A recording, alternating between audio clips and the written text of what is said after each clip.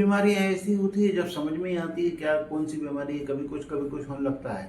बीमारी जब लंबे समय तक साथ निभाती है तो दवा के साथ साथ आस्था के उपाय भी राहत की किरण बन जाते हैं। भारतीय संस्कृति में स्वास्थ्य को सबसे बड़ा धन माना गया है।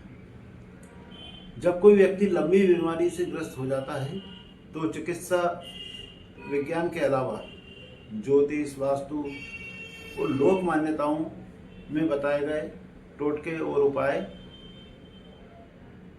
जरूर कर लेना चाहिए, सहारे के रूप में अपनाना चाहिए। ये उपाय नकारात्मक ऊर्जा को दूर करने में बहुत कारगर होते हैं, ग्रहों के दुष्प्रभाव को कम करने और आध्यात्मिक बल बढ़ाने में मदद करते हैं।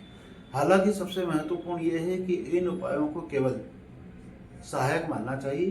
गंभीर बीमारी में डॉक्टर की सलाह और दवा अनिवार्य है। आइए कुछ प्रचलित उपायों पर नजर डालते हैं। वास्तुशास्त्र के अनुसार रोगी के सोने की दिशा और कमरे की व्यवस्था स्वास्थ्य पर गहरा असर डालती है। रोगी को हमेशा दक्षिण दिशा की ओर सिर करके सुलाना चाहिए, क्योंकि इससे स्वास्थ्य लाभ शीघ्र मिलता है। दवाइयाँ और पानी भी बिस्तर के पास दक्षिण दिशा में ही रखना चाहिए। दवा खिलाते समय रोगी का मुख दक्षिण दिशा में नहीं, पूर्व दिशा की ओर होना चाहिए।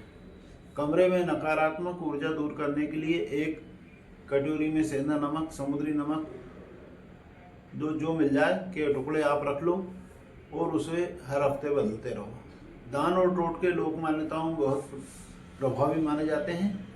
एक सरल उपाय है, आटे की आप लोई बना लो और लोई और जल को रोगी के ऊपर से 3 बार उतारकर जल को पीपल जैसे पेड़ में चढ़ा दीजिए और जो आटे की लोई है उसको गाय को खिला दीजिए। इसे 3 दिन तक लगातार कर लीजिए।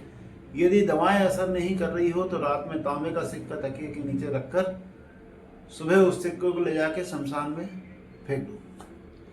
काले सफेद रंग का कंबल रोगी के ऊपर से 21 बार उतारकर गरीबों को दान कर दो, उससे संकट टल जाएगा।